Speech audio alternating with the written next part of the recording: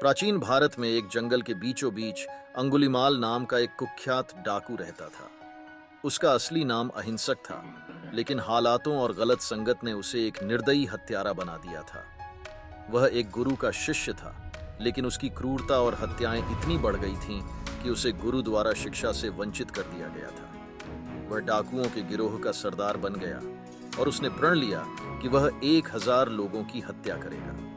प्रत्येक हत्या के बाद वह एक अंगुली काटता और अपनी माला में जोड़ता, जिससे उसका नाम अंगुलीमाल पड़ गया। अंगुलीमाल का आतंक पूरे राज्य में फैल चुका था। लोग जंगल में जाने से डरते थे, क्योंकि अंगुलीमाल हर व्यक्ति को मार डालता था जो भी उसके रास्ते में आता था। राज्य के राजा को भी उसके आतंक के बारे में पता चला और उसने अंगुलीमाल को मारने के लिए अपने सैनिकों को भेजने की योजना बनाई। लेकिन किसी ने सोचा नहीं था कि अंगुलीमाल का जीवन एक दिन ऐसा मोड़ लेगा जिससे वह एक निर्दयी हत्यारे से एक दयालु और अहिंसक भिक्षु बन जाएगा। गौतम बुद्ध उस समय अपने शिष्यों के साथ उसी राज्य में भ्रमण कर रहे थे। जब बुद्ध को अंगुलीमाल की क्रूरता और उसके द्वारा फैलाए गए आतंक के बारे में पता चला, तो उन्होंने फैसला किया कि वे खुद अंगुलीमाल से मिलेंगे और उसे सही रास्ते पर लाने का प्रयास करेंगे। बुद्ध की करुणा ऐसी थी कि वे हर जीव को समझाते और उनका उद्धार करते थे, चाहे वह कितना ही क्रूर या दुष्ट क्यों न हो। एक दिन बुद्ध अकेले उस जंगल की ओर चल पड़े जहां अंगुलीमाल रहता था। गांव वालों ने बुद्ध को चेतावनी दी कि वह जंगल बहुत खतरनाक है और वहां जाना मतलब मौत के मुंह में जाना है। लेकिन बुद्ध ने मुस्कुराते हुए कहा, मुझे उस व्यक्ति से मिलना ही होगा। उसे अज्ञानता ने अंधा कर दिया है। अगर कोई उसे सही मार्ग दिखा सकता है तो वह मार्ग अहिंसा और करुणा का होगा। जब बुद्ध जंगल के रास्ते पर चले जा रहे थे तो अंगुलीमाल उन्हें दूर से देख रहा था। उसने सोचा कि यह साधारण व्यक्ति कौन है जो बिना किसी डर के उसके क्षेत्र में आ रहा है। उसे लगा कि यह एक और शिकार है जो उसकी माला में एक और अंगुली जोड़ देगा। अंगुलीमाल अपने हथियारों के साथ बुद्ध की ओर दौड़ा, लेकिन बुद्ध शांत भाव से चलते रहे, जैसे उन्हें किसी बात का डर ही ना हो। अंगुलीमाल ने बुद्ध को रोकने के लिए चिल्लाया, रुक जाओ सन्यासी, तुम्हें पता नहीं कि मैं कौन हूँ? मैं अंगुलीमाल हूँ और इस जंगल में जिसने भी कदम रखा वह जीवित नहीं बचा। बुद्ध ने शांत स्वर में कहा, मैं जानता हूँ कि तुम कौन हो, लेकिन मैं यहाँ तुम्हें कुछ समझाने आया हूँ। तुम भागते हुए दौड़ते हो और मैं भी चल रहा हूं, लेकिन फर्क यह है कि मैं तुम्हें तुम्हारी दिशा बदलने की सलाह देना चाहता हूं। अंगुलीमाल ने क्रोधित होकर कहा, तुम्हें मुझसे डर नहीं लगता? मैं 1000 लोगों को मार चुका हूं और अब तुम मेरी सूची में हो। बुद्ध ने धीरे से कहा, अंगुलीमाल, जो व्यक्ति हिंसा के मार्ग पर चलता है वह खुद ही सबसे ज्यादा दुखी होता है। मैं तुमसे नहीं डरता, क्योंकि मैं करुणा और अहिंसा में विश्वास करता हूं। अगर तुम सच में बहादुर हो तो अपनी क्रूरता को छोड़ दो और सही मार्ग पर आओ।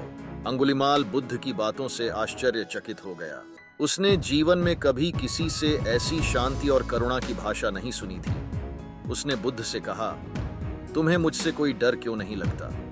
मैं तुम्हें मार सकता हूं। बुद्ध ने उत्तर दिया, अंगुलीमाल, मैं पहले ही रुक चुका हूं, लेकिन तुम अब भी अपनी हिंसा और क्रूरता में भाग रहे हो। तुमने खुद को इस मार्ग पर बांध लिया है। यदि तुम सच्चे बहादुर हो तो अपने अंदर की हिंसा को छोड़ दो और अहिंसा का मार्ग अपनाओ। अंगुलीमाल ने पहली बार अपने जीवन में आत्मनिरीक्षण किया। वह बुद्ध के शब्दों से प्रभावित हुआ और उनके पैरों में गिर गया। उसने कहा, हे भगवान, मुझे माफ कर दो। मैं अज्ञानी था। मैंने अब तक जो किया है उसका मुझे पछतावा है। कृपया मुझे सही मार्ग दिखाएं। बुद्ध ने अंगुलीमाल को उठाया और कहा, तुम्हारा हृदय पहले ही बदल चुका है। अब तुम्हारे लिए अहिंसा और करुणा का मार्ग है। आओ, सन्यासी बनो और अपने जीवन को दूसरों की सेवा में समर्पित करो। अंगुलीमाल ने उसी क्षण अपने हथियार छोड़ दिए और बुद्ध के शिष्य बन गए। उन्होंने अपना शेष जीवन ध्यान, सेवा और करुणा में बिताया। अंगुलीमाल के भिक्षु बनने के बाद भी लोग उसे उसकी पुरानी पहचान से ही जानते थे। वे उससे डरते थे, उसे अपमानित करते थे और कई बार उसे पत्थर भी मारते थे। लेकिन अंगुलीमाल ने अपने गुरु बुद्ध की शिक्षा के अनुसार हर स्थिति को सहन किया और कभी किसी के प्रति कोई क्रोध या घृणा नहीं दिखाई। उनका जीवन अब पूरी तरह से बदल चुका था। वह हर दिन ध्यान करता, अपने मन को शांत करता और आत्मनिरीक्षण करता। धीरे धीरे उसकी आंतरिक शांति बढ़ने लगी और वह एक महान साधक बन गया। अंगुलीमाल ने लोगों के प्रति करुणा का भाव बनाए रखा, चाहे वे उसे कितना भी बुरा क्यों न कहें। अंगुलीमाल की कहानी इस बात का प्रतीक है कि कोई भी कितना भी गहरा अपराधी क्यों न हो, वह अपनी बुराइयों से मुक्त होकर सही मार्ग पर आ सकता है। यह कहानी यह भी सिखाती है कि अहिंसा और करुणा की शक्ति किसी भी हिंसा से अधिक होती है। गौतम बुद्ध की शिक्षा ने अंगुलीमाल जैसे हत्यारे को भी शांतिपूर्ण जीवन की दिशा में बदल दिया। अंगुलीमाल के रूपांतरण ने यह सिद्ध कर दिया कि भीतर की करुणा और शांति से बड़ा कोई हथियार नहीं है। चाहे व्यक्ति कितना भी बुरा क्यों ना हो, उसकी आत्मा में अच्छाई का बीज होता है। बुद्ध ने इसी बीज को अंगुलीमाल के हृदय में अंकुरित किया और उसे एक नए जीवन का मार्ग दिखाया। अंगुलीमाल की कहानी हमें यह सिखाती है कि हम अपने जीवन में चाहे कितनी भी बड़ी गलतियां क्यों न करें, सुधार की संभावना हमेशा होती है। बुद्ध की करुणा और धैर्य ने एक हत्यारे को एक शांतिपूर्ण भिक्षु बना दिया। यह कहानी हमें यह प्रेरणा देती है कि हम सभी के अंदर अच्छाई छिपी होती है और सही मार्गदर्शन मिलने पर हम उस अच्छाई को अपने जीवन में ला सकते हैं।